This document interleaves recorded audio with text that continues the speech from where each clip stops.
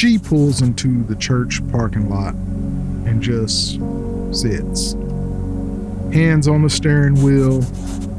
The building is right there. People are walking in. Good morning, sister. It's so good to see you. Welcome back. She could go. She probably will. But she's staring straight ahead like she's bracing for something. Because it's not that she hates people.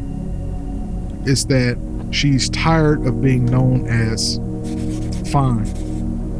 Tired of the quick hugs. Tired of the how you been that doesn't have time for a real answer. She feels guilty even thinking it. But the truth is, she's around community without actually being in it. And the loneliest part is realizing you can be surrounded and still feel unseen. That's community drift.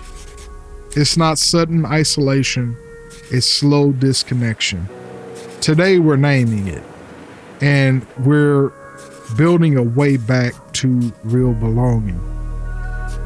I've been there too. I've had seasons where I was around people constantly, but emotionally, I was alone. I didn't want to burden anybody. I didn't want to be needy, so I kept it surface. And plus, I'm imperfect. I have things that I struggle with. And a lot of times people are not transparent. And so sometimes I feel like an anomaly, like I'm by myself. So I would stay to myself. And at first, surface feels safe until it starts feeling like starvation. Drift is the slow move from intentional to accidental. Community drift is when you stop choosing connection on purpose and you start living on social autopilot. You don't lose people overnight. You just stop nurturing real relationships. 3 reasons this grabs us. First, life gets full. Work, kids, stress, schedules, and connection becomes extra. Second, we've learned independence as a virtue, even when it's actually fear. We tell ourselves, I'm good, but what we mean is, I don't want to be vulnerable. Third, drift gives you control. If I stay surface, I don't risk being disappointed. I don't risk rejection. But the cost is slow, emotional starvation.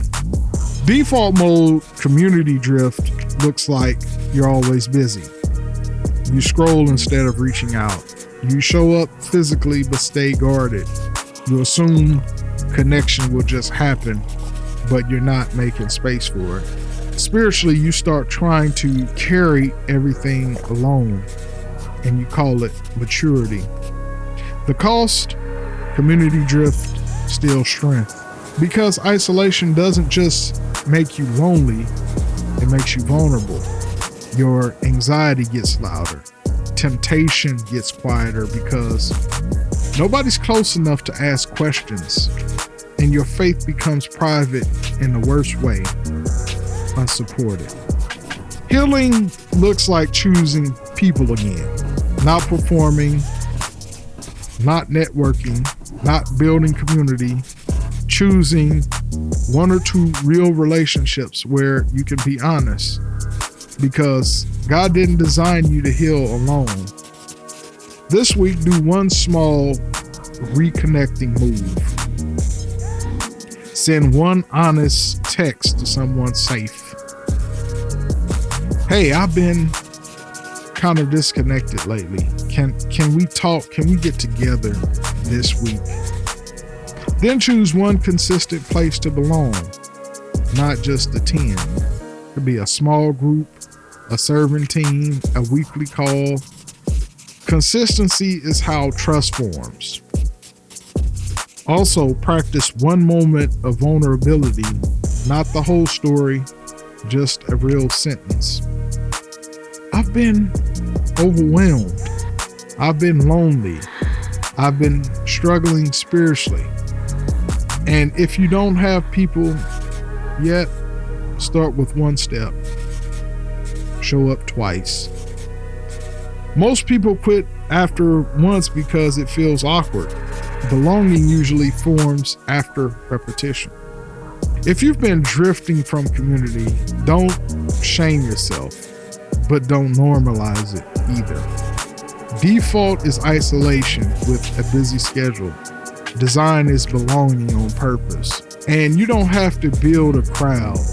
You just have to choose a connection. Until next time, remember, don't just live by default, live by design, God's design. Peace.